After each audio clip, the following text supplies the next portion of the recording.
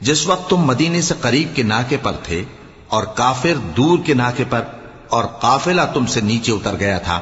اور اگر تم جنگ کے لیے آپس میں قرارداد کر لیتے تو وقت معین پر جمع ہونے میں تقدیم و تاخیر ہو جاتی، لیکن اللہ کو منظور تھا کہ جو کام ہو کر رہنے والا تھا اسے کر ہی ڈالے،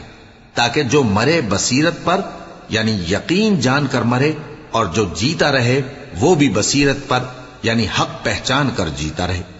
اور کچھ شک نہیں کہ اللہ سنتا ہے، جانتا ہے۔ اس وقت اللہ نے تمہیں خواب میں کافروں کو تھوڑی تعداد میں دکھایا تھا، اور اگر بہت کر کے دکھاتا تو تم لوگ جی چھوڑ دیتے